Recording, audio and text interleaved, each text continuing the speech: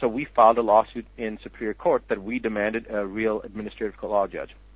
2 days before the hearing in Superior Court to make that decision, the medical board conceded to me and gave me an administrative law judge. So I asked my attorney, I said, why did they wait 2 days before and do this? And my attorney said, they don't want this to go to Superior Court. They're trying to decide which is the lesser of two evils for them. If they go to Superior Court, a real judge starts looking at everything. They would rather take the chances with an administrative law judge in their own court, in their own administrative law court, as opposed to having a Superior Court judge, a real judge that's going to really look at it in his own court. So although, I mean, administrative law judge is a real judge, obviously, too, but they didn't want me to have an administrative law judge. But when it came down to the fact that it's either administrative law judge or a Superior Court judge, they said, we'll give him the administrative law judge. And again, even though whatever the administrative law judge finds, they don't have, the medical board doesn't have to adhere to that standard. You know, they can rule whatever. And I already told my staff, no matter what happens, they're going to find me guilty of something, which is fine. I just want to get it out of their court into a real court. So the fact is that if I've done something wrong, they should take my license. They haven't taken my license, so that means one of two things. Either one, they're lying. After 2 years, they're either lying or they're completely inept and incompetent, and in 2 years they couldn't take my license.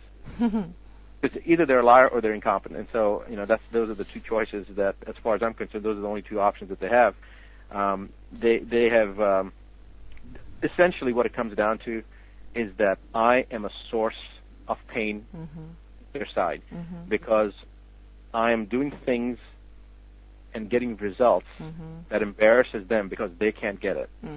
There's nobody in the state of North Carolina that has patients coming from 35 different countries. Nobody. They don't have anybody in the state of North Carolina that has patients coming from 42 states. And so they can't stop me based on our results, so they start blowing this thing about, standard of care.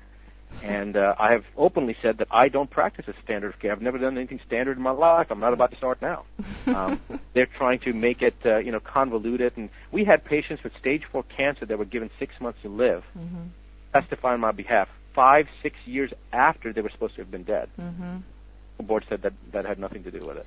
See, and I want the audience to understand that this has been going on for more than 100 years to doctors just like you, doctors that turn to alternative methods outside of the pharmaceutical paradigm and are effectively healing people, just like you said, to their embarrassment. Because this is a huge thorn in the side of the pharmaceuticals, because they no longer can control the healing according to what they determine. And it calls to mind, I've got this book, Politics and Healing, and it just great book by Dan Haley. Yeah. I mean, Henry Hoxsey, arrested 125 times within 16 months after this character, Morris Fishbein, offers him a deal. This, just for the audience, this Henry Hoxsey, he has this natural therapy for cancer, and he's curing people with it. Well, because he's not a big pharmaceutical and he's not going to pay advertising dollars to the JAMA, the Journal of American Medical Association, this Morris Fishbein, who runs both the American Medical Association and the JAMA, he's basically the gatekeeper of all medical information. He was the one that got to decide which drugs get approved and which ones don't. And if they couldn't slip him some advertising dollars or buy him off, then he would put the stop on it. And so this Henry Hoxsey, doctor guy, healing people right and left, he went after him because he didn't have any money to feed him, and he wasn't going to.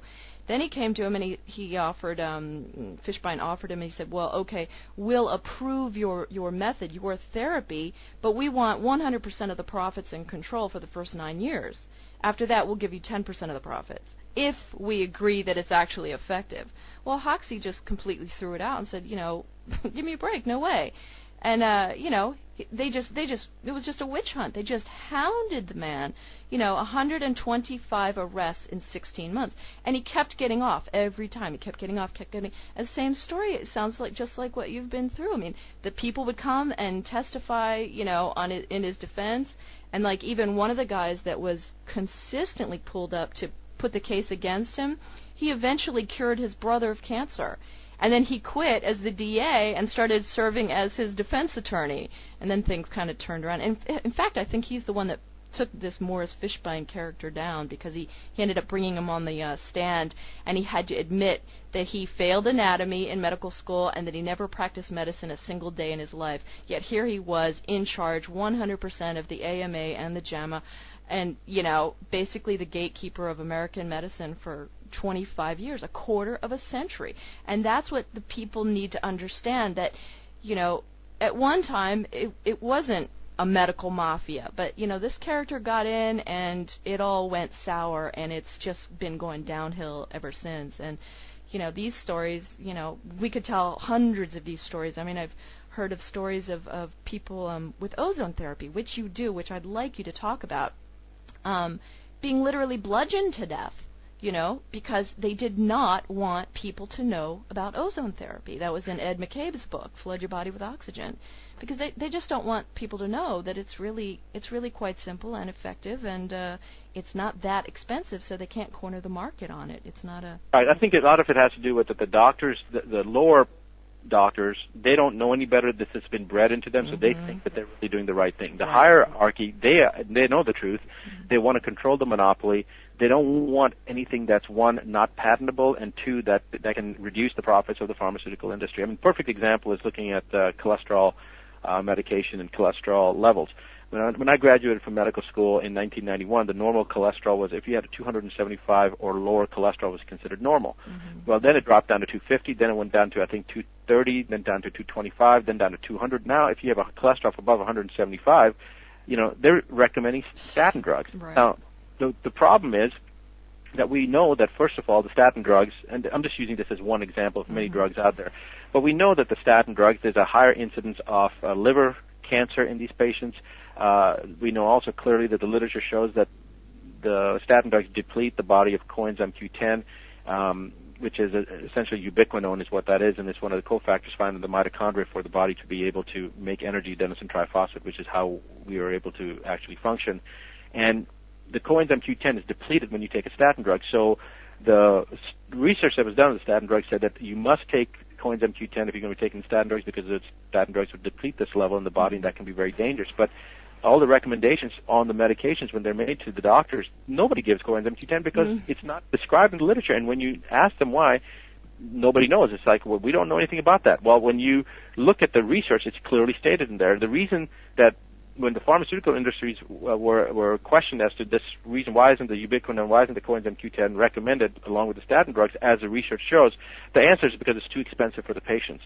So it's too expensive for the patient to take the coenzyme Q10, which is allowing the body to work correctly, but it's not too expensive to give them these expensive statin drugs, which in themselves have been shown they may have some minor reduction in lipids, but more than half the people that are getting heart disease and having heart attacks right now have totally normal cholesterol lipid levels.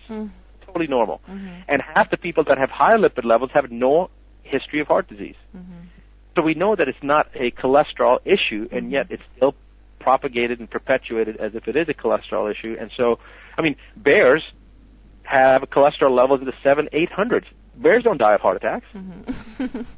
Cholesterol is almost like a lubricant that to increase in the blood to protect the body, to make the cells be able to pass to pass through the vessels easier. It's like trying to make everything more slippery. It's almost a compensatory type response. And what are we doing? We give people statin drugs, and it's just ridiculous. The system is very, very messed up.